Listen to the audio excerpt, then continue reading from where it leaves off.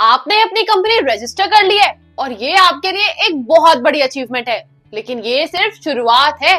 Company registration के बाद का प्रोसेस भी उतना ही इम्पोर्टेंट है और अगर आपको ये सब कॉम्प्लेक्स लग रहा हो तो आपको फिक्र करने की जरूरत नहीं है। लीगल देव आपकी हर लीगल प्रॉब्लम को इजी और हैसल फ्री बना सकता है। चलिए डिटेल में समझते हैं कि कंपनी रजिस्ट्रेशन के बाद क्या क्या स्टेप्स लेने चाहिए जो आपके बिजनेस को लीगली और प्रोफेशनली सेटअप करने के लिए काफी जरूरी है। सबसे पहले कंपनी रजिस्टर करने के बाद आपको अपने बिजनेस के लिए पैन, परमानेंट अकाउंट नंबर और tan, tax deduction and collection account number लेना जरूरी होता है। पैन नंबर आपके बिजनेस की आइडेंटिटी है जो आपके फाइनेंशियल ट्रांजैक्शंस को गवर्नमेंट के साथ लिंक करता है। ये नंबर आपके कंपनी के फाइनेंशियल ऑपरेशंस को ट्रैक करने में भी काफी मदद करेगा।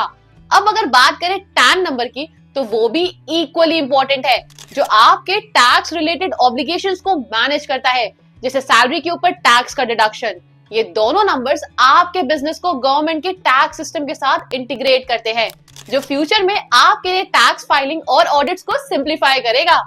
दूसरा स्टेप है अपने कंपनी के नाम पर एक बिजनेस बैंक अकाउंट खोलना। ये अकाउंट आपको अपने पर्सनल और बिजनेस फाइनेंसेस को सेपरेट रखने में मदद करेगा।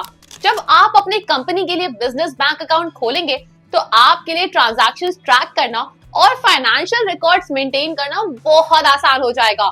अब इससे आपका फाइनेंशियल मैनेजमेंट स्ट्रीमलाइन हो जाएगा और आप अपने बिजनेस के ग्रोथ और एक्सपेंसेस को बेटर मैनेज कर पाएंगे।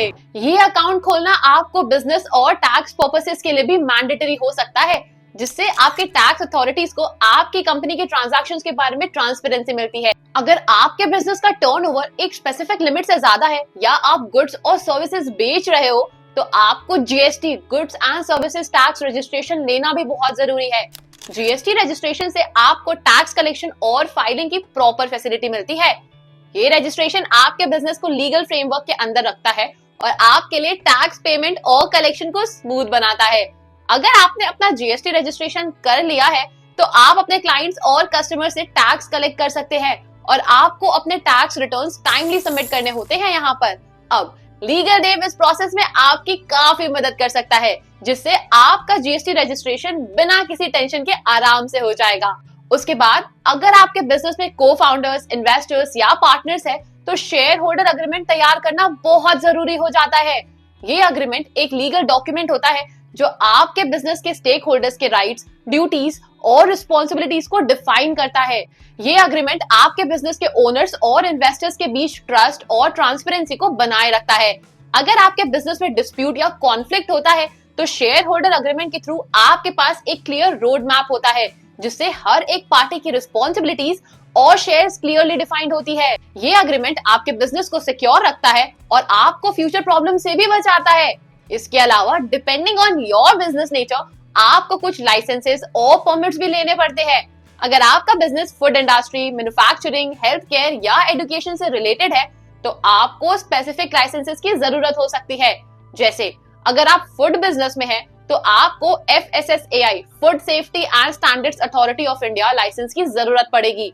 अगर आप MSME, micro small and medium enterprises की कैटेगरी में आते हैं तब आपको MSME रजिस्ट्रेशन करना होगा, जो आपको गवर्नमेंट स्कीम्स और लोन्स का बेनिफिट्स दे सकता है। और लीगल देव आपको ये रजिस्ट्रेशंस और लाइसेंसेस लेने में मदद कर सकता है, जिससे आप अपने बिजनेस को लीगल तरीके से सेटअप कर सके। ये सब स्टेप्स लेने के बाद आप अपने बिजनेस को लीगली और प्रोफेशनली सेटअप कर सकते हैं। अगर आपको ये प्रोसेस समझने में कोई दिक्कत हो या आप चाहते हैं कि आप बिजनेस का हर स्टेप पे लीगली कंप्लायंट हो तो लीगल देव आपके मदद के लिए हमेशा है तैयार। हम आपको हर लीगल हर्डल क्रॉस करने में गाइड करेंगे ताकि आप अपने बिजनेस को कॉन्फिडेंटली ग्रो कर सके। लीगल देव के थ्रू आप अपने बिजनेस की हर लीगल रिक्वायरमेंट्स को फुलफिल कर सकते हैं और अपने बिजनेस को एक स्ट्रॉन्ग कंप्लायंट फाउंडेशन दे सकते हैं।